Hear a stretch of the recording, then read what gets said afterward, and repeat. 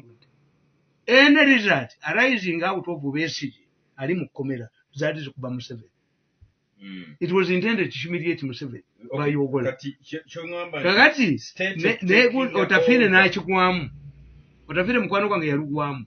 Ab'amagye bajja nti banoonya Kahonda yava mu magye nga tasabye. Nekimukubirayo bamukubya nkufiira. Kumanye gwe ttiimu ey'abantu 10. Kakati ono omwana mumuzanya mumuleeta mu bintu mumuze mu bya publicity. Unabagamba nti Bobi Wine we yabasikuwalingirako. You did not, you applied tough measures on Bobi Wine that you had not earlier subjected to Besigye. Petrol stations ya Besigye zikola. Petrol farm ya Besigye ekola. Ono any sensible government will undermine, will cut off your financial supply line. That's understandable. Ono muganya okuyimba petrol station ya Besigye nzigale. Farm ye nzigale. We abayitirako. Abantu baga ono ya wow. Kakati ebyo Sebagala certificate yali alina certificate of attendance. When Sebagala came back from London, abantu ne bamulinda okuva ku ssaawa 3 yatuuka ewa kitaawe Ekisasi essaawa 6 ogw'ekiro. Abantu president yali agenda nabweru ne bamugamba goba helicopter n'agaana yayita ku ttaka baasiga ne Sebagala Kisubi namukubira ekigalo n'aliwo kati. Sebagala n'alaba abantu 3 nga bamuvaako kayingira ttooyi eddako. Era gy'ovula bantu bano waste time naye mu Premier League ne mutwalayo ngalabi. Mwali mulabyeko Man U, Liverpool ani ezo ttiimu zammwe nga zigula omukubi w'endulu mu kisaawe. Zigula scorer, zigula defender. Kakati mube mugula abave wa Bobi Wine bakubi bandulu ba mama Kerere tata Kerere. What impact does I told you there is no serious politician I don't know Bajjo. Sibanti mumanyi nga mwagala kuki omukubi w'endulu ne muleeta mu kisaawe. Nga waliwo ttiimu y'omupiira bajalabu contractors yote yinaba yakuba KCC goal mu babuuzi. Alabu contractors yali y'Emisiri yonga teyina bagiwagira yateekanga mizindalo mu kisaawe. Owa KCC yabanga yabudde agenda okuteba alabu contract efirimi nefuira muzinda ayasama ne bakumujjako. Yo banda siki ulya kano Bajjo muki ati muki activist nabagamba nti kusaasira nabano be yagenda nabo kwali kujja mukazi munene wa kabina kumujjako bikoyi akabina yasala nako apart from you losing money atenga mukikola kibonoona. Your people ababadde nammwe kakati nganze I have maintained my programs sacrifices nti domba alese yezi sasule. You think I'm not a human being? How you think? You are ending up undermining. Eraba ne ekibi bakubya bilioni 10. Ani agula Bajjo bilioni 10 nawe? Ani amugula tayinza Bajjo 1,2. Teri sensible person Bajjo akola ki? Ani agula abantu Bajjo. Ani abagula? Ati nkugambye nti abakuba mu 7 bali muye. Nti gwerete ekyabajjo gwe bakuwadde ki? Any human being alina obujja. Bajjo yabiza Bobi Wine. Kuki? Namwabyaki? Byakola tebiri. Anti bulira tebamunye kowa ya Bobi Wine. Bali abalaninga Bobi Wine baeno ba experts. Ba Museveni bennyini. Ewazizi kiri mu nnyumba. Ewazizi kiri wakiwulira twabinyembanga. Ekibitu kiri mu nnyumba. Ewazizi kiri mu nnyumba. Tewali kibakola Bobi Wine. If Bobi Wine is weakening, where do you talk about academic papers? After all, you are going to defeat him. Hey. All of this, what they are doing, it is reverse psychology. Make sure that you appear as if you are harassing Bobi Wine. When we bamugamba mu Arua, omukazi omupoliisi yeegaana nti emmundu teziriyo nga baagala kumutta ne kitaawe baagala mugoba ku kyalo. Emmundu zaaliyo. A policeman, a police woman, teyadduka emisinde. Abo Bajjo temuli. They are not substance. Bajjo bangati big muki big fish ngaakola kipulana ani ate babe mwasooka okugulayo ate kamba buulire NRM eri bweti when you are defending a government, you defend its policies. Si kuvuma. You don't need bavumi. Omuvumi talina lolo mwina ali.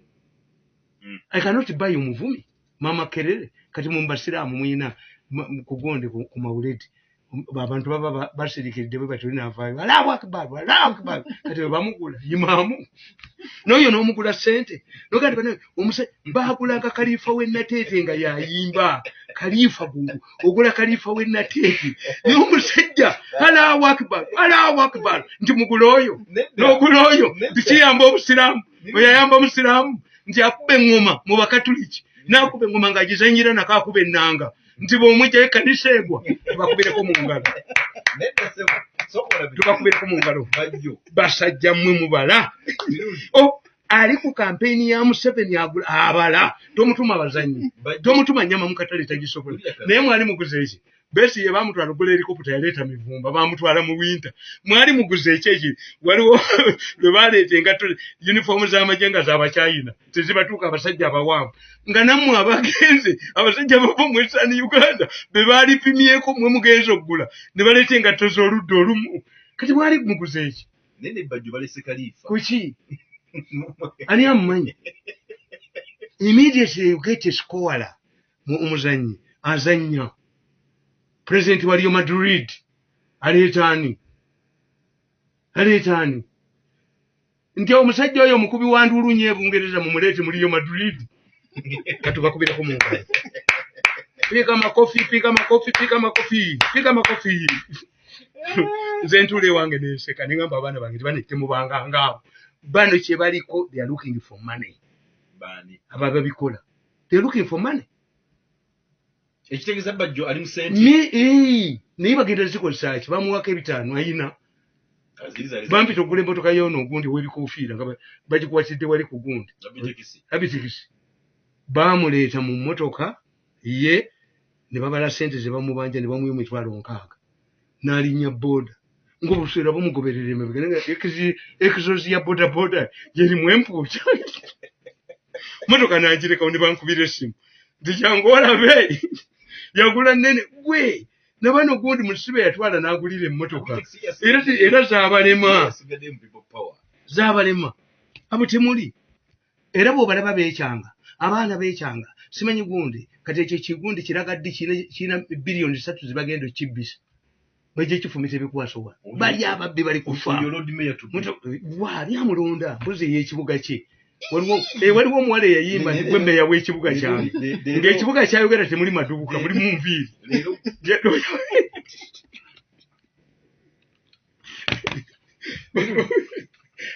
Lagaddi ayina strategy z'Ekampala.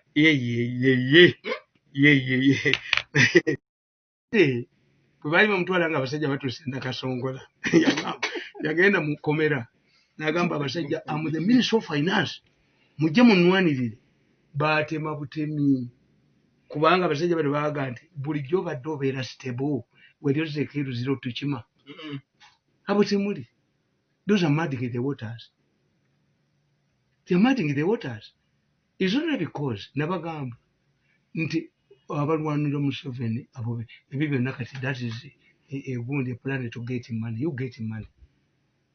Some of us who are committed ebintu bitulaba nabo tibogenda ogula mukubi wa nduulu. Basajja mivule n'omuyita mukubi wa nduulu.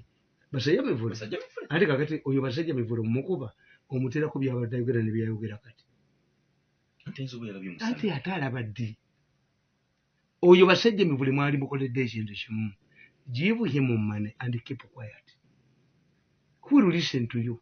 Nabaga nti ekikubye baabidande nekikuba bakatega yabaane. You surprise Museveni.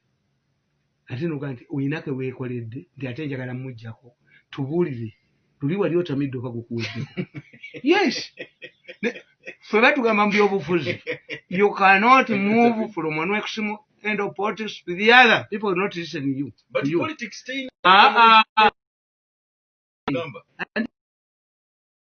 Kakati nenzija nkugamba gwe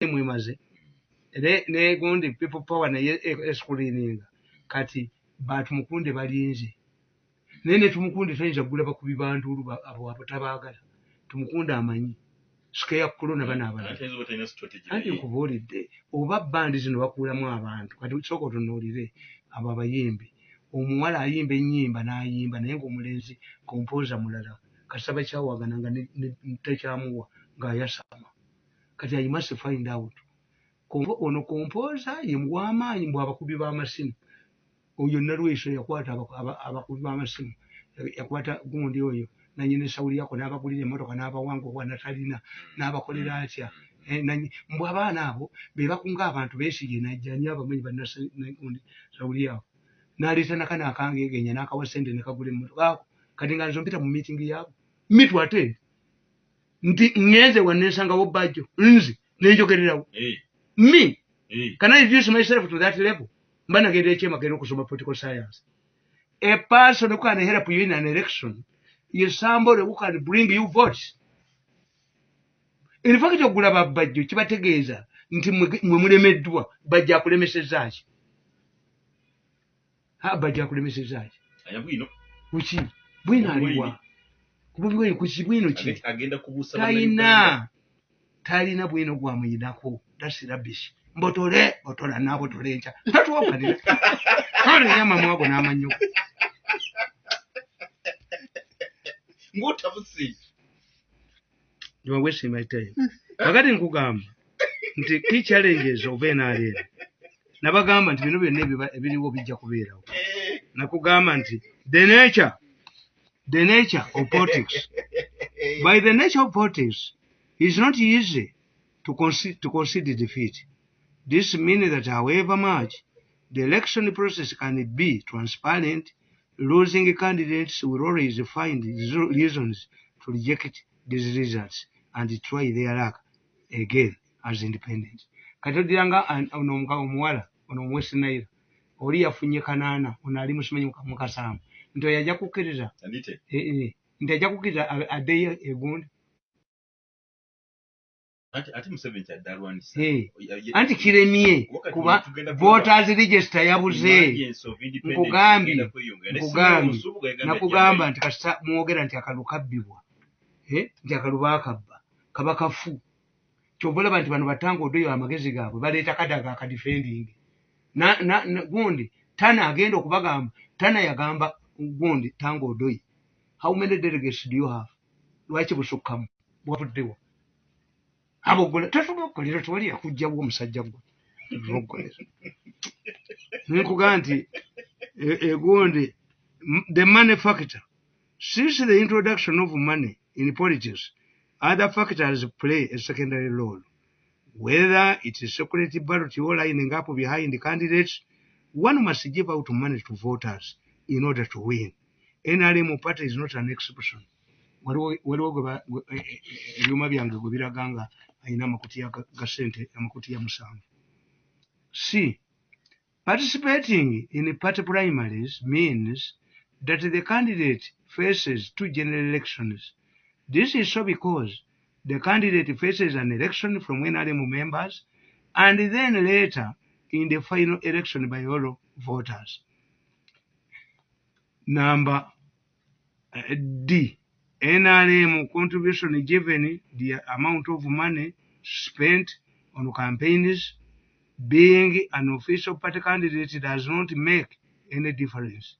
NRM cannot give its candidates sufficient funds for the campaigns. Much of the money comes from pockets of individuals. E. Interested camps. In every election, there are interested groups with varying interests and objectives. These sponsor candidates against NRM candidates. This is why Amelia Chambard, Muruli Mukasa, Ingrid Byandala, Abraham, and Aida Nantaba were targeted. These private sponsored candidates come with a lot of money. F. NRM supporters do not appreciate the role of their flag. They look at it as a mere piece of cloth. Being a flag bearer does not add any. Normally, all party members would be obliged to rally behind the flag bearer, which is not the case in NRM. The perception is that a candidate is going to eat and enjoy many privileges, therefore, he or she must pay them up front. Nankabirwa wakuga nti muzeeyi tuwakafe Nankabirwa yayononye parliament n'agimalawo. That's what I'm asking whenever I go. Nti nze sisobola kwogerera bakandidate bamu. Nga Nankabirwa, what's the role of a housewife? Ababaka ba parliament buli lwayise ekiteeso Museveni abawe ssente. That's Nankabirwa feel. Yansi nkubuulira. Mukazi wo. Omukazi okuma akaboozi aga nti yazze atamidde. Ekyo ekikkiriza.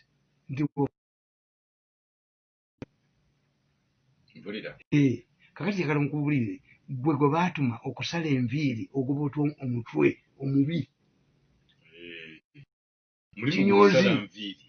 NRM MPs must support NRM bills. Nankabirwa assa ekibiina kino. Abawandiisi b'ebyafaayo bali mwogerako bubi. Naye neyekyusa bw'ati neyeebamba mbu obusimanyi bwa Katikkiro ogenda kubujjawa. Bano bagaba bano badduka. Kati bonna be babadde bakolagana nabo abagudde simu baziggyeko. Profesa aliwe kati mbalabye ku makya nga bagenda ewa Profesa Kololo. Naye oba bw'ali baafuluma alibuukawo bwose kisenge.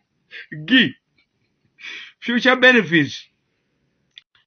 Not all NRM candidates make it to cabinet. Therefore, there is no loss if a candidate opts to run as independent situation. Independents sign a memorandum of understanding with NRM and become ministers in the government. H. NRM candidates fear to inherit the transferred anger from voters who have been disappointed by the NRM local leaders and prefer to carry their own cross. There are times the party is a political landmine to his election campaign. This is a situation where voters on individual merit and not parties. Sponsors this to force a candidate to opt whether he or she runs an independent ticket, yet he or she is an NRM. Internal wrangles and party structures or call it rigging can force a lack papers. Since there is no clear definition for equivalent as used by electoral bodies, courts of law in the matter of academic papers common specifics. One can opt to be independent on an independent ticket as one papers and rejected by the party. Kakati omusajja otango yagamba, we want to clear this mess earlier. The party is raising a lot of money for by-elections because kakati musajja gwe nga tewabitaddewo is to solve a political problem. Once you see somebody who uses a short-term problem, mwabasiramu mwe mugamba abawala ti omulyaza amaanyi omuwerekera paka mu kisenge. Ne bw'oba musajja mulyaza amaanyi toyita gamba nti mukazi wange agenze n'ekisumuluzo kyeka ebbuku yange eri mu nju tadde. Never use short-term strategies. He was saying candidates might submit academic papers. Why? NRM is spending a lot of money when people are defied. Now, why didn't you now include academic papers? Bali mu by'omutwe gwe ne bagwasa luliya babba. Luliya leeta muwala bino abajjako miliyoni 2. Ebyenda y'amayinja. Bulondako eriwa? Yabyoya. Nayukkiyo. Ye, anti y'amayinja. Gaba ikubese kilo iriwo. Kakati emitwe tegifaanagana. You can come in a meeting dressed in suits, speaking English with a nose to either natural intellect situla naawe. Tebayinza kululinga nti kwendi nange nabaddemu. Munkubira akantu kaffe tugende. Kansoke nkubuuze. Wano people power bana opposition bakubagudi kudde. Wali bano be bagenda okuleeta. Abayise mu The issue is not people power. We don't have an opposition here. The problem is the mafia gang. Mafia gang and opposition ejja baleeta. as long as you can play ball with them bwe baagala obuzibu bwa Uganda mafia gang singa mukakubya omwalidde omusajja gwayogera ng'agamba nti ffe twakola assessment ku Kabasi mukakube mulabe mubawulire nga boogera tikabasajja gwajja kuba baga nti Odrek yamukozesa kaba mukube kiteekemu mpozi bali Odrek omulala bwe wabaayo Odrek omulala naye abasajja bapolitikizega ne baga nti omukazi we tumubuulidde yayingira kampu y'Odrek atawuliriza ajooga abantu sekikuba agenda mukuba kateekemu owulire temyemu abalusula n'abanyampi beewagudde ku bakama baabwe ne bakolawo ekyabwe kakati ekyokubiri baminisita baatudde naabo njagala danyini meso ampa obuyezi mbakube mu vidiyo minisita atudde owa finance ekitutulano baliko okubba ssente zino biliyoni 40 eza dola ze baleese era mugenda kulaba amasannyalaze mangi nga gavaako kuba baagala zibbira mu Umeme eno muleya baabalemeredde musajja yabalemeredde Lutwama ne basalawo bamuwandikeko bulungi ennyo emu ku sitole yafunye mu red paper ddala bagirinda bamundi nga bamuwaana kati neyafunye mu red paper bamwogeddeko kakati mweno mwenda bangenze ewuwe n'abakolera ati that's why I laugh at your newspapers nabalaga jjo nga red paper ewandiise enguudo mu kibuga nga ne kalina kino yawandiise mu monitor the same hand can make and kilometers manyi mmeka nga story yemu dola mafia agents kakati mmwe this is struggle bwe muba temumanyi struggle the mafias wanted to control the state and retain what they have looted and get a chance of looting more kati abo bonna bwe muli abakazi bebawangudde anti emmotoka bagijjeko emipiira bataddeko emipya ati bagenda kukozesa bano kati bakubye gundi yaniti ne baliza mutani waayo era namubagamba ngenda bakubira wano nga mubawulira bo bagenda mu byalo ne bakola assessment era gundi Kabasi bamubaze ngenda bajirayo nga boogera ku Kabasi bali abasajja bawakomissioninga abantu baabwe ne bagenda mu buli constituency ne babala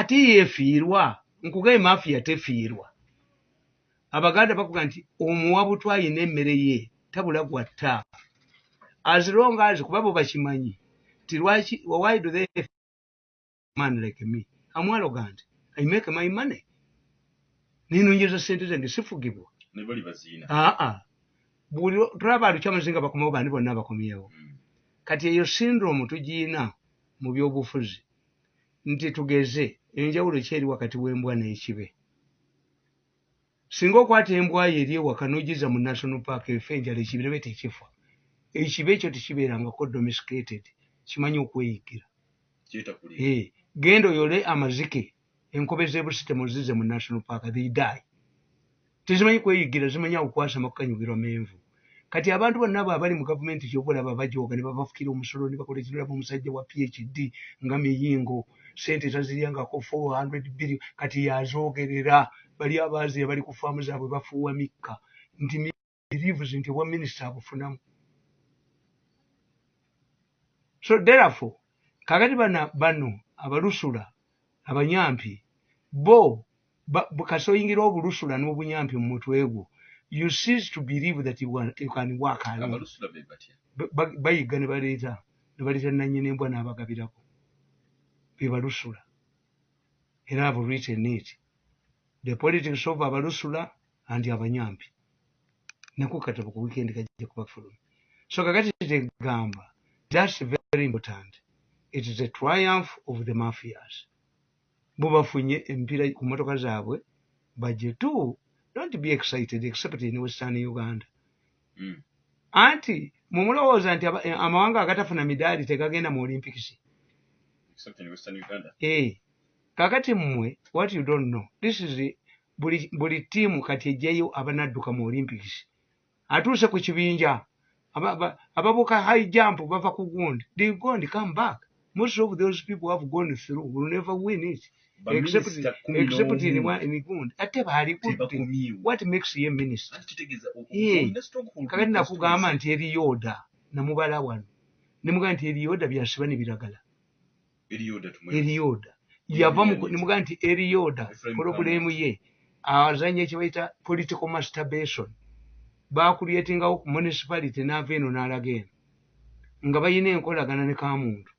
Bayina omuvuka gwe baagala okukuba ava mu State House. Museveni ajjamu obwa minister.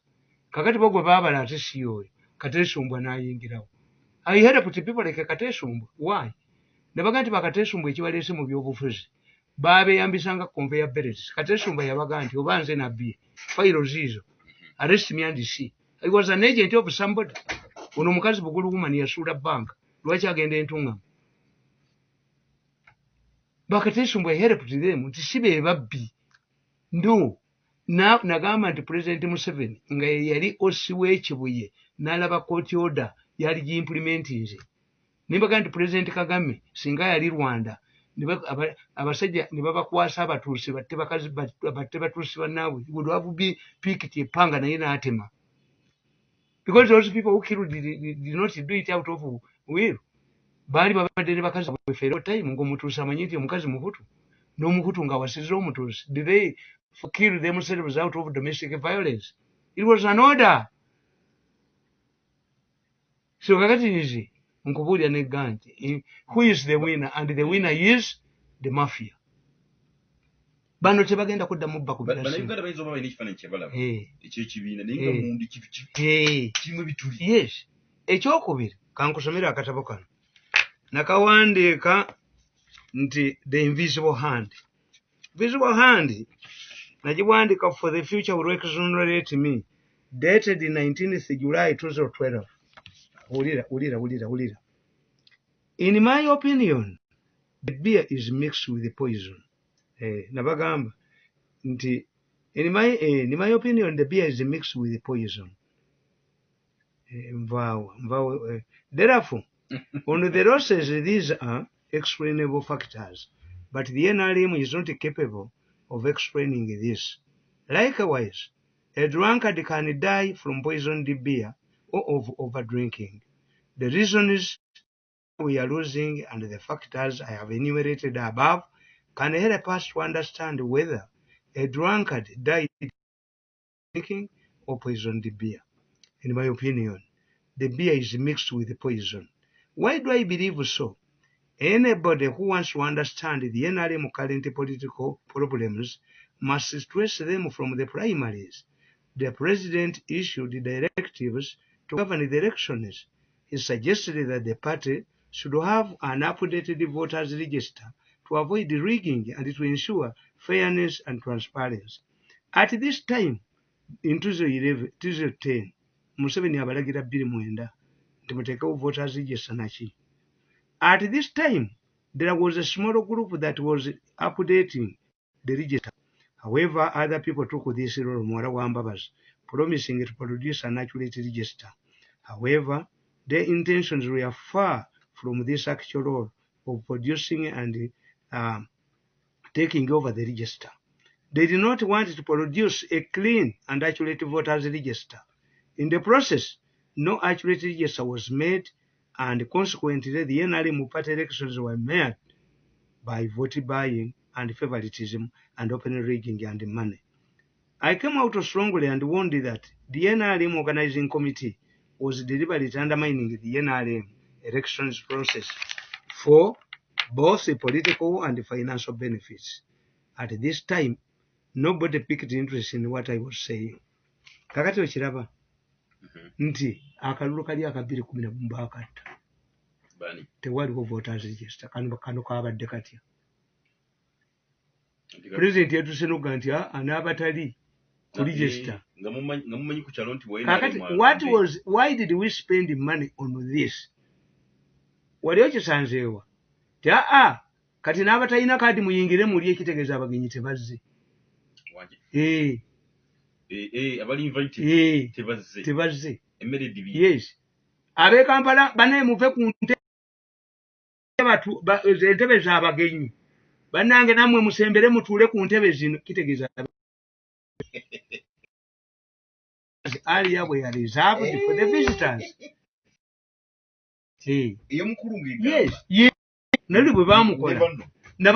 bwe baamukola voters eriiwo ate nga nakiwandiikako ate Tango Odoyi aba secretariat baazimuwa voters register n'azigaana. Museveni ajja kwekutula mu Tango Odoyi. I'm telling you, President Museveni baali tebamuwangulangako Tororo paka lwe yaleeta Tango Odoyi. He was defeated in Tororo because of the actions of Tango Odoyi. Tango Odoyi is an agent who is after something. So guidance ya Museveni yakoze kano yaleso. Era naffe tukitya.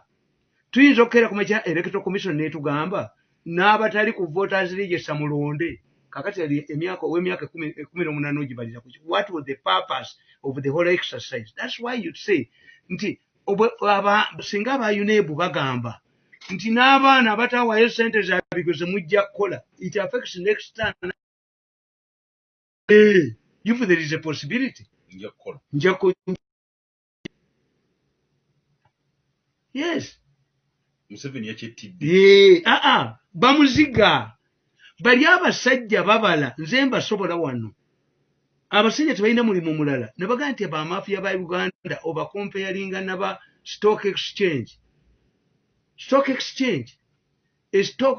omuntu omuguzi wa bonds mu Uganda temuli stock exchange. Why? That's why most of our companies are family companies. Anti batunda ki New Vision yatunda ne president n'agula mu baali babayisa bawaayo dividends sente zayita mbuyisi. Yes, zino family businesses BMK ham ani ziziwanga kakati ham abagundi bonna yabasonyiya amabanja bano ne bamugamba nti ate muwafu kakati mutemumanyi kiri mu kooti aba banka abakozi ba banka bavudde n'alumiriza ti bakama baffe batugamba okubba ku akawunti ya ham kubanga abo baddira abakifuule political waliwo omuvubuka n'atandika okuintimidating abalamuzi ne mu recording nga kati ajeyo omutwe mubbe abantu bamutegeera adduke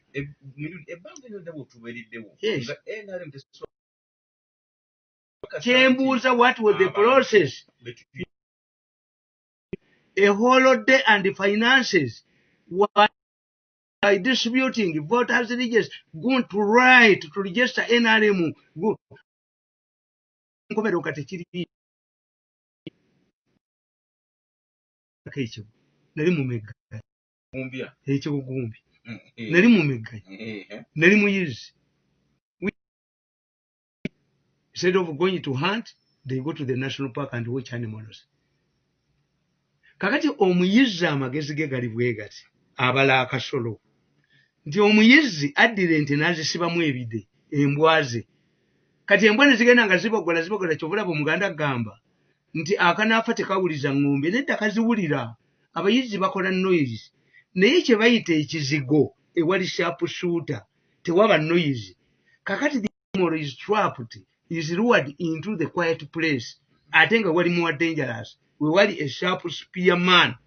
Kakati president bamubaza naye muntu nti bw'okweka register what will he do kuba abantu bagenda mugamba nti NRM singa abantu balonda bwe batyo ne bakolaga nti mu kulonda ku NRM kubaamu emirundi ebiri ebintu bibiri bye batamanyi. One, okulonda ku NRM kukulaga tumanya abalonzi abali mu Uganda. Kakati okulonda tebayinza kuwa gundi tana ono aboggole boboggozi n'omutwe gudda. You answer tana. NRM delegates more less than the votes if we add up the total.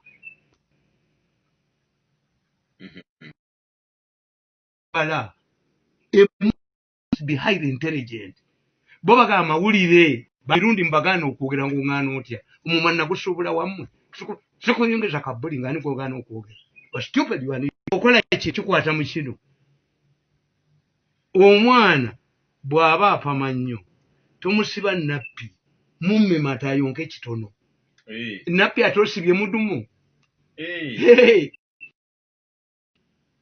Yes, tukina ekyo tuyita for how do you solve a problem tebalina budde babbi they don't think mu bintu byonna tulinamu gwe tuyita devil's advocate when I'm going to urge a point mala kutunuulira what's the strongest gundi oli gy'alina so okusinza ku byogera olingalaga nti secretariat badde tenaki secretariat tango otoyi is dangerous bamujja makerere gundi kingo oyo omufungula alina alipo hired alina abamuleeta is part of this group that this Lodge Museveni had retained power kibula byakola tibiriyo era takubwa mawulire kati mumugamba bagudde tebaali gudde when you go to a hospital do you find a mortuary at the church by incumbent do you find a mortuary at any church do clinic sabu mortuaries tugenda kusaba masizi but sabu mortuaries there are people who survive and die don't tell me about I cannot discuss how why ministers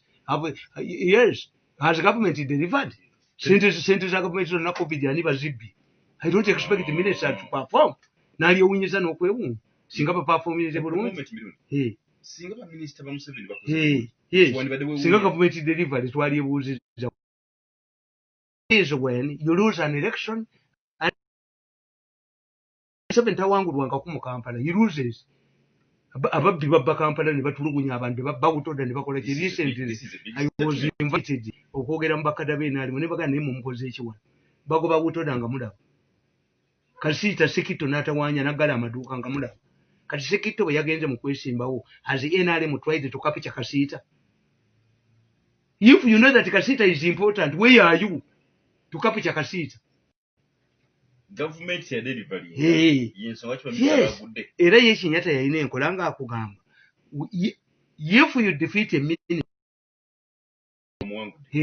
era gundi moyi ategeera nti omu ku baminisita baagenda kugwa n'amuyita to lose elections naga nti amunota aweya nti ogenda kugwa n'akwata miliyoni oba 10 eza Kenya n'azimuwa genda oziwa abalonzi I need you kyagenda nekigula bbeere kamukuuma nga nfu fake money where have you got this money from State House ne bakuba batiddobi tubuuza President Moi is it true your excellency that you have given this money fake money yes where is he is buying a Mercedes iyo mujinga kabisa did I tell you to kubanga those are not sentences mulaba you can only tell a fake currency mu bank system kweto ina capacity kati mu nsenene ogamba oti anti sente zino when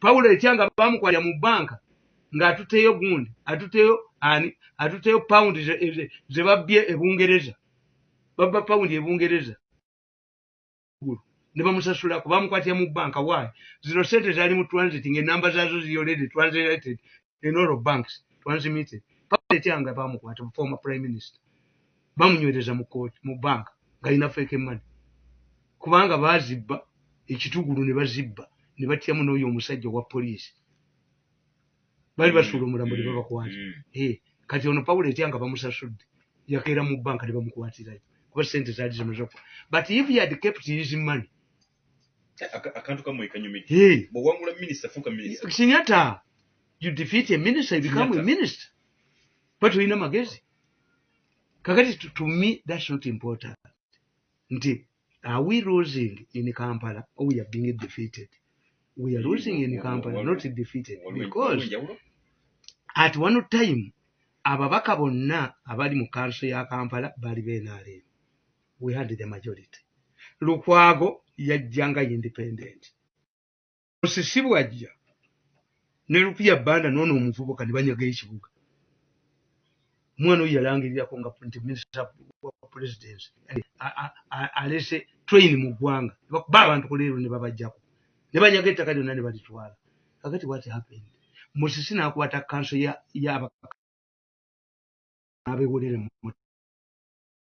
babagala okudda kakati we losing okuva ku 4,300 mu kalulu ka 2006 besi yatuwanguza 2011 mukano bwe tuzeeko n'ebibala bya Musisi Museveni bye mu Kampala n'obulwa emitwalo 17 nga tetwalonda nkeera.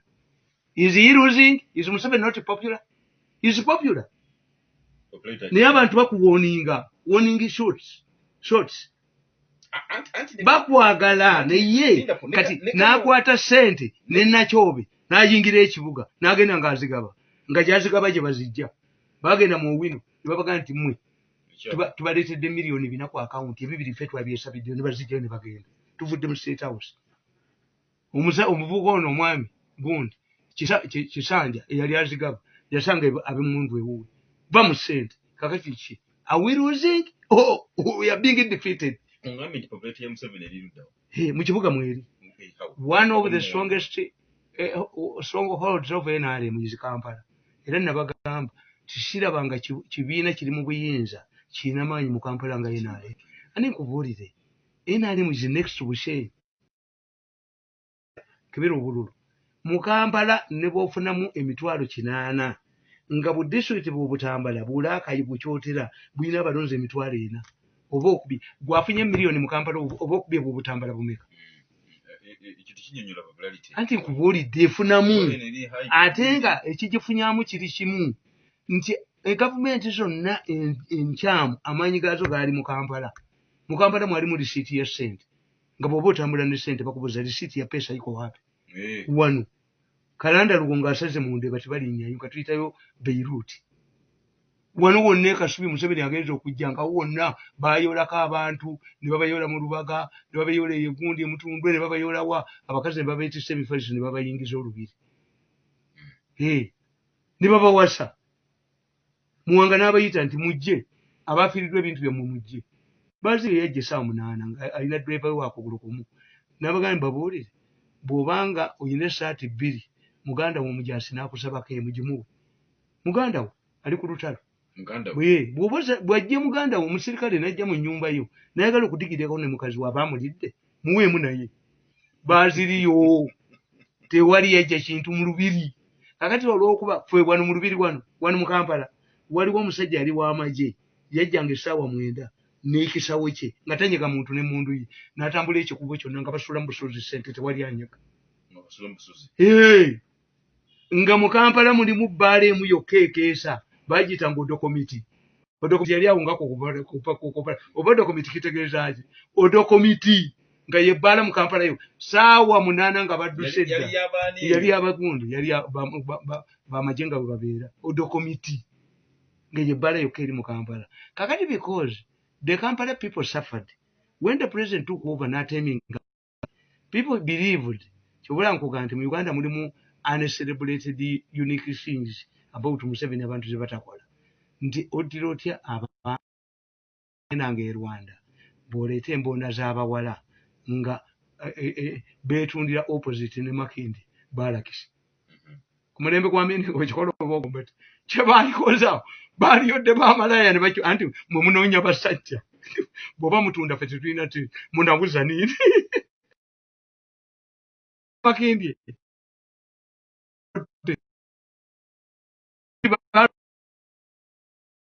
yali agala kalira ey'amaanyi awo etunuulidde akayanja baamugamba totundira lubiri kati because lutwa abasajja baava mu city council baabaleeta nga baserikale ne balaba omukazi atambula the pregnant woman was slit to determine whether she was carrying a fetus. Yes. Okero lutwa waliwo minisita wa DP nga bamuyita gundi Mulozi yali minisita wa ne bateekawo akakiiko akasensali nga bano nabyo sibikiriza ne bateekawo akakiiko akaleka ku mawulire some of these people are making a noise who were members of that committee olw'okuba ekibuga kino kyasafalinga nnyo kyova bubbi bwabwe bwe bukimazeewo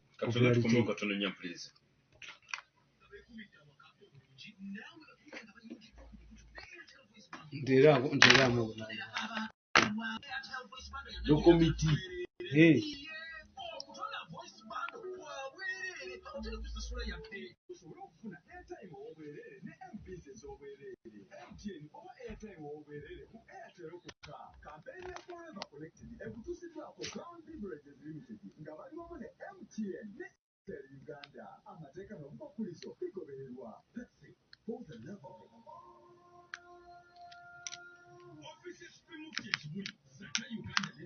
Moya mugamba nakusindiseewa. Moya mugamba nti bakwatidde wa. Perekayo omujinga kwa mabusu.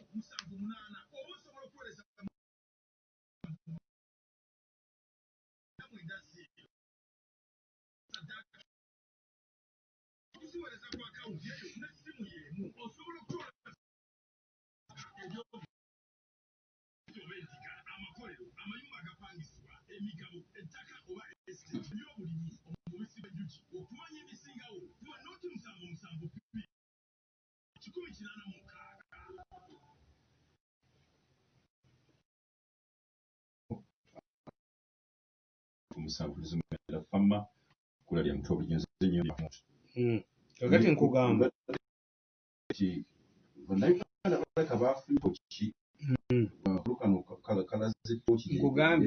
anti kyenkugamba nti bagenda mu Olympics nammwe muyina ne babakwasa ne fulaga yaffe ne bagenda ne bakumba bwe bamala obbakubirayo mbwa. Do you know, Gonde, games are not only intended for medals. Why do other countries strive to get medals? How come that you take your flag? How come that your national anthem is played? If it's a simple matter. Any issue where you see the national anthem and your flag is not, I know, Nivigenda, Nivibani, Vicoma, Saint Basba, Kuruno, the one come out Gabu, Kuruno, Uganda, Amidal, Kumakomote Valin. Kakati, this is the Olympics. Hey, I take a Temani who. Kakati okuva nti n'abatali kuligisa bewandi balonde kati ab'opposition bayinza okubanga babaleetedde abanafu bibagenda okwambala banana naye nkugamba anti voters sekretary wa UNEB tayinzaga n'abaana abatali registered mukole ebigezo.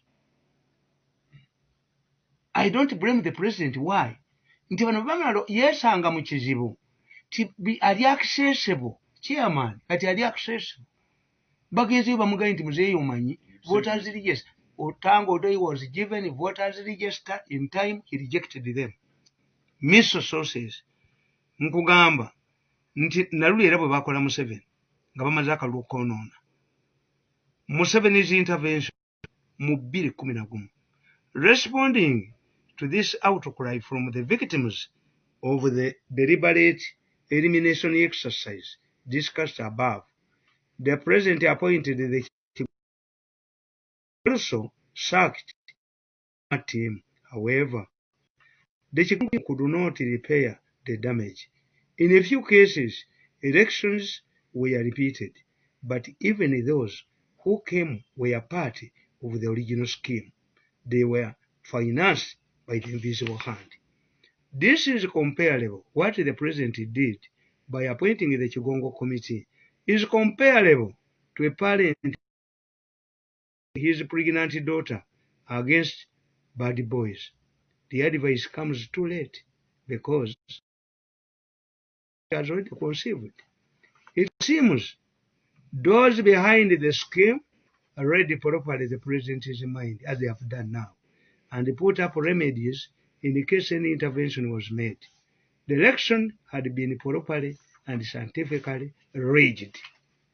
The majority of those who secured the NRM party cards were supported by the that I pointed out earlier.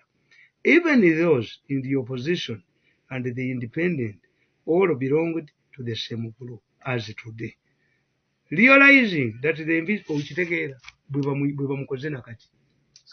Luli mu 2011 bwe baamala okukola omuvuyo guno nga ligesate wali awanguddwa n'eyawangula baddukira ku security area.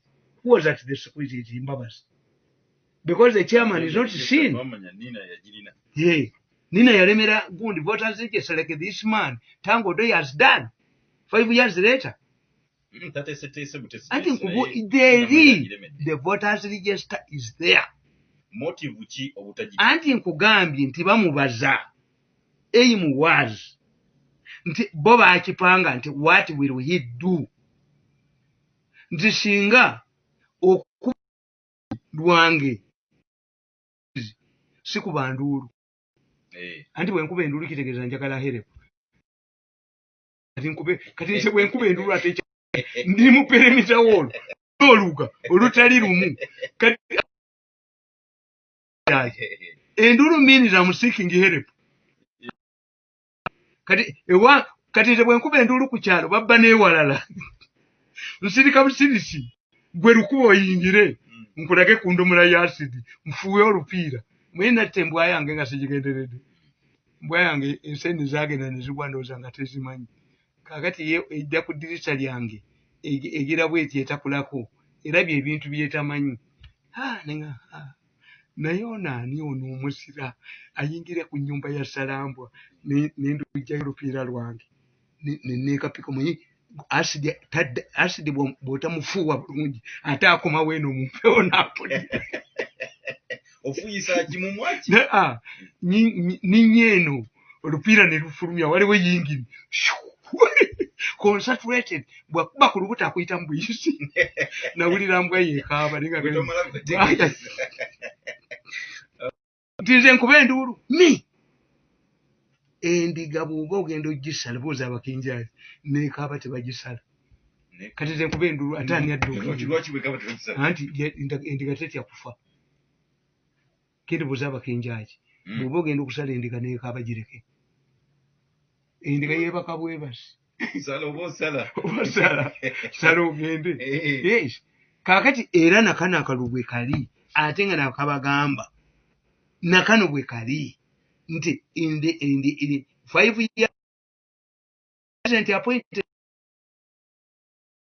surprise when the president appoints the Kigongo team nga complaints era Kigongo obuweereza bwa ambazi ku secretariat emabega ku Walspab eyina mbyanonyamu nabagamba nti bw'osoma ya Uganda the only secretary general gwe mwali ayagadde ennyo Lumumba talina president's ambitions. Nembagamba the first secretary general was Kakonge of UPC. Obote feared Kakonge. Why? Kakonge had a masters from India. Ngobote tiyasoma talina. Kakonge was popular. Bubali banoonya akalulu Kakonge yeewuunyisa abantu. Yagenda mu Western Nile n'asula mu nsiisira. Obote n'amulimba. Tikakati ntwetaaga ku secretariat gwe beerawo nga coordinator. Tojja kuvaawo. Nja kuteeka mu 10 nominated. Ndaba tukolaganye n'abaaki. Kakonge, as Uganda was celebrating independence, Kakonge was the first exile. He went to Nyerere. Mbw'obeta alonze n'abayindi mu 10 nominated Kakonge taliimu. Amutya. Muwanga, Paulo Muwanga, n'addira ekifo kye n'akiwa Kakonge. Paulo Muwanga. If you have never sacrificed for the party, toba na respect. Muwanga Kivula yakuba Obote ekifo. Had invested, etwali atayagala Paulo Muwanga. At that time, Muwanga n'atunda ebintu ku embassy ya Uganda France n'abiteeka mu lutalo. This is how Muwanga became very important in the party, in UPC. Obote n'amuleka waakuuma entebe. Baali bamutestinze. Kakati Kakonge Obote n'aleeta Grace Ibingira. Grace Ibingira yali yeegasse n'ab'Emmengo bamuwambe. Secretary General. Onama yeegatta n'Obote amuwambe.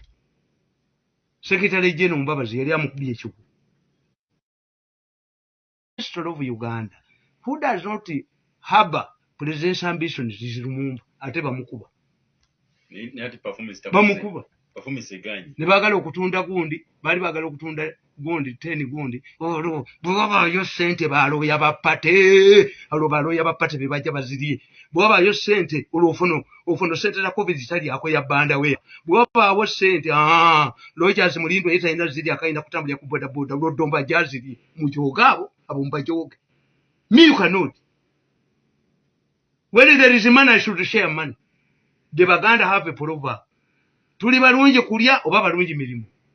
Why do you separate people at lunch time? Yojamu abaana nga bonna bakimya amazzi. Me you cannot.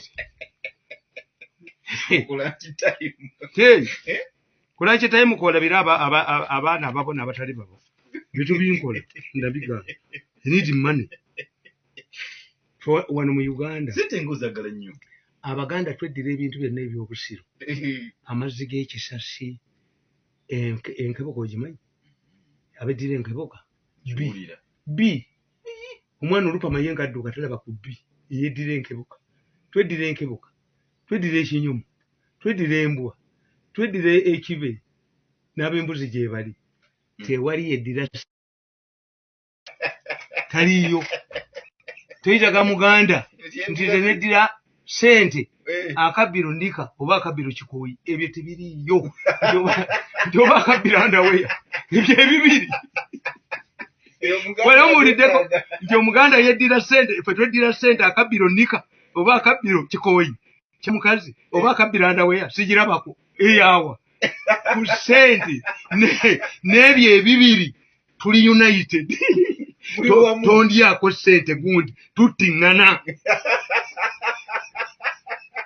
tosobola yes you cannot take money from me era kana kaluna kamba I'm answerable to the chairman bwe nkola emirimu ku mbaga yakawasanga mmanyi naye gwe nyinza okukwasa enkunga enku yazigulidde omuntu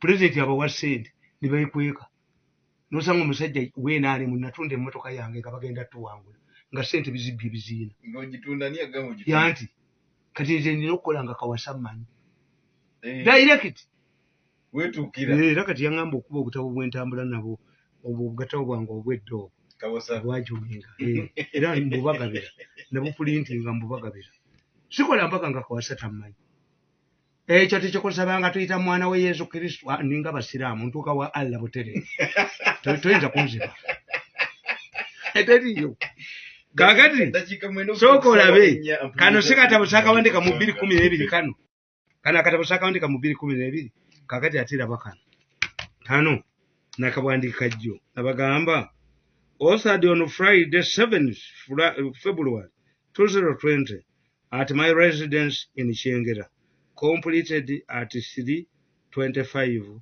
a.m. Nakugamba. Challenges ahead facing NRM. In 2009, while addressing a Kada course at Kyankwanzi Leadership Institute, President Museveni announced 7 directives that would govern NRM party primaries. He explained that he had been soft on independence because they defended themselves, saying primaries involve rigging. He issued guidelines to govern the 2011 elections in the party. However, since then, none of the directives has been implemented, and the challenge persists to date. When the one day February. Ninkugamba, Museveni's directives in 2009, nakatetekebwanga mu nkola. Register all NRM supporters in all villages. Singaba mu 2009 tebakikolangako. If we had the voters register, then what warranted the presidential intervention? Biri mwenda che Mbabazi kye yakola Tango Odoyi kyaliko. Tango Odoyi baagala to retain okuleeta be banazanyisa. Do it. Do it musajja gwe. Do it. Do it. Do it. Number one. Mu economics batugamba the price of a commodity remains high as long as there are no competitive substitutes, so you are a pure monopolist. Number 2, make announcements for such a registration in time to enable every member of NRM to register. Number 3, in order to have that information to reach everyone, Museveni suggested that local communication for channels, ebizindalo, rural radios that reach audience of grassroots, babyeyambese. Kakati oyo gundi Dombo yabadde akolagana kana akasajja ka New Vision. Tutaddewo channel y'olulu Mbudombo batulena akakasajja bagabane sente ba MPs babagambe nti obudde buli ku vision tuyina oba yagala boke why if Dombo, if these people are so stupid that they can decide which channel they can use, buy them underwears, underpants and knickers. Yes, it's the MP who knows, the candidate who knows which is in his constituency, not Domba and Kabushenga.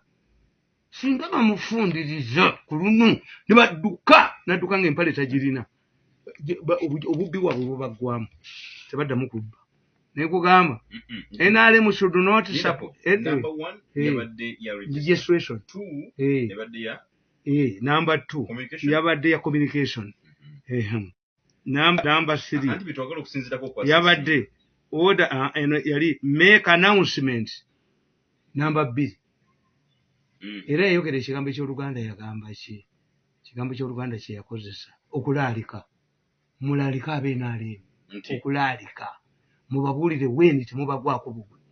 Number 4 NRM should not, no leader of NRM should support any candidate should support contenders by leaders b'NRM yabagana. Those leaders who this directive would be punished. By leaders abali ku top tebagenda mu byalo kukolera muntu. Chairman yagamba. Kubanga bamugamba ti abantu bava e Kampala ne bajja batwanda mining wano. Ne bavudde mu police office ne balimba. Ne nkugamba elections should be held in the most transparent manner. Number 6. A yellow book containing the names of registered members should be compiled and produced. Number 7. Only registered members of NRM, only registered members of NRM should participate in party primaries. Only. Anti yabagamba nti I'm soft on independence. Why? They come and tell me nti akamyufu mukabba. Kakati the man sat down to find watertight solutions to enable the community to be thorough. Tango doi yomu nembabazi byebimu tebayinza kudya community omanye nti house gaalo asobola kuteeka omunye mu mbabalago agana okulya emmere bw'obanga ogenda omukazi agenda enva za house gaalo omalanga ziteekako naye zimuweeka aziryeko si gwe kujja mbu kutestinga wegifumbye. Ayinza okubanga mu M7 chairman yakola guidance tezali implemented ne resources kaka no nezilemesa mugambye nti when you go to the secretariat nga tango doye mise nje bijjayo ebalage nti wabaddeyo proper voters registers that were rejected by Tango Doy. He must be a man on his mission. Nenkugamba, as mentioned earlier, all of the above directives were not implemented. The reason is that there exist formidable groups in NRM who are interested in maintaining the status quo.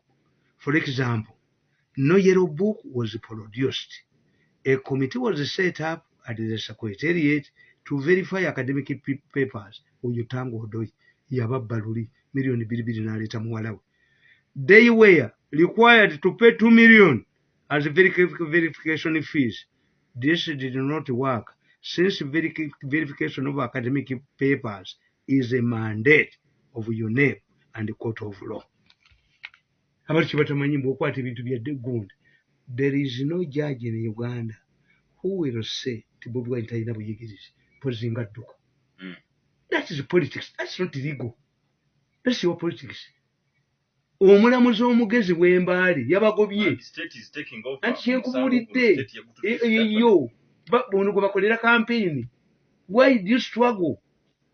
Gundi yabalemerera ono Haji Sebaggala yajja ne certificate of attendance n'atwala abaana mu UNEB 10 ne bafa. Nimbaga Sebaggala is a man, a woman, a man whose wife has never conceived. Talina lubuto. N'ogenda mu matente wetu gyeyo omwana mukuba amasasi eyo baakuba Sebaggala n'akera ku bajana nga saasoma era ne bamuwa ssente. Sebaggala nga mugezi nadda e London n'aggulawo bbuca y'ennyama ate yasoma. Sebaggala n'akomawo ng'alina diguli ya muganda we manya gundi gawuni ya muganda wono we education agirese diguli agirese nawa abazinga bali wano nze sali wasizaawo singa saawa sadda